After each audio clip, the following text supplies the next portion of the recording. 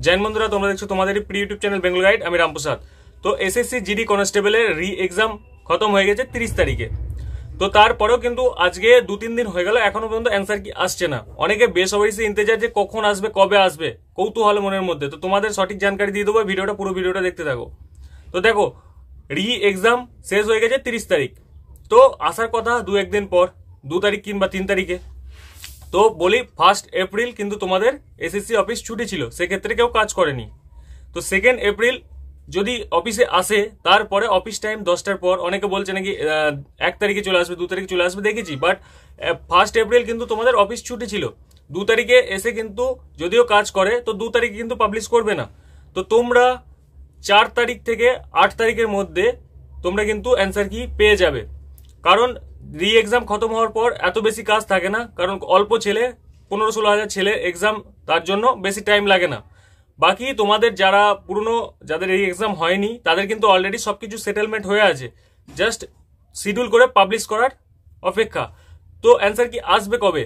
তোমরা 4 তারিখ থেকে ফলো রেখো ওয়েবসাইট। 4 তারিখ রাত্রের দিকে, মানে অ্যাকচুয়াল 5 তারিখই ধরা যায়, যদি ইংরেজি ক্যালেন্ডার হিসাবে ধরো তো 5 তারিখ। কারণ রাতের দিকে পাবলিশ হয় এটাই, তার কারণ হচ্ছে রাতের দিকে লোডটা কম থাকে, নেটওয়ার্ক ঠিকঠাক থাকে। এক্সাম দিয়েছে তারা কিন্তু সেই টাইমে ভিড় কম করে, সবাই কিন্তু দিনের বেলা বা সকালবেলায় ভোরবেলায় নোটিফিকেশন পেলে দেখতে পারে। তো তোমরা কিন্তু 4 তারিখ থেকে আশা করি দেখতে পেয়ে যাবে। 4 তারিখে তোমাদের রাত্রির দিকে 90% চান্স রাতের দিকে আসার।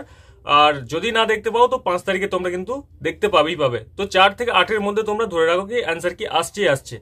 তো এবার তোমাদের ব্যাপার হলো, এবার যে মেন টপিকটা হলো যে একটা নোটিশ ভাইরাল হচ্ছে, তোমরা দেখতে পাচ্ছ যে মাঠ কিন্তু খুব জলদি হবে।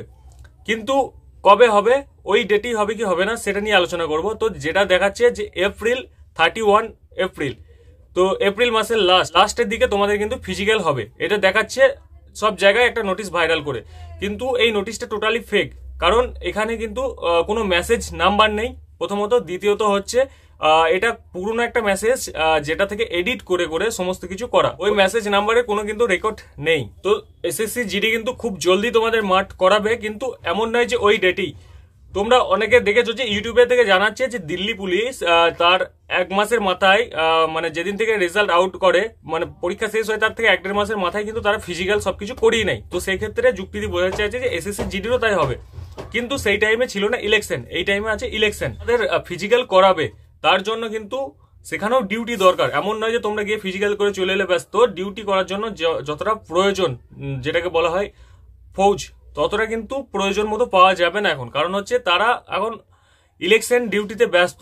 দিল্লি পুলিশের থেকেও এসএসসি অনেক বড় রিক্রুটমেন্ট, কারণ এখানে ভ্যাকান্সি হয়তো এবার কম আছে কিন্তু ভিড় কম নেই, ভিড় অনেক বেশি। দিল্লি পুলিশ অনেকে দিতে চায় না, কারণ অনেকটা দূর।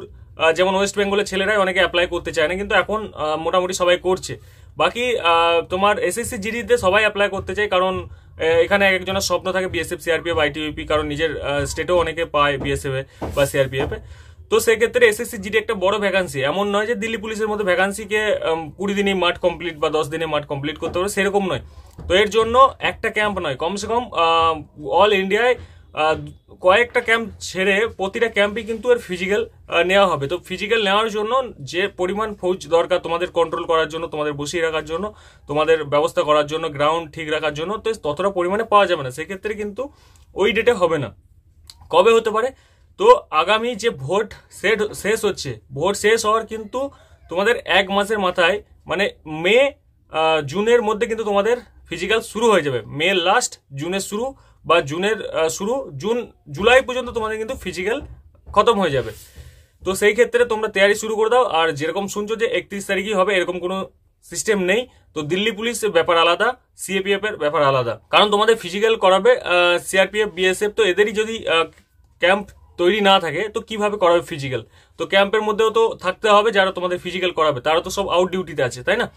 তো সেক্ষেত্রে ফিজিক্যাল তোমাদের তাড়াতাড়ি হবে, মানে এমন তাড়াতাড়ি নয় যে তোমাদের কোনো ফিজিক্যাল টাইম পাওয়া যাবে না। ফিজিক্যালের জন্য তৈরি করো, আর তোমরা ওয়েবসাইট ফলো রেখো। 4 তারিখের পর থেকে কিন্তু তোমরা দেখতে পাবে। আজকে ভিডিও এতটাই। চ্যানেল নতুন, চ্যানেলটা অবশ্যই সাবস্ক্রাইব করে রাখো। জয় হিন্দ, জয় ভারত।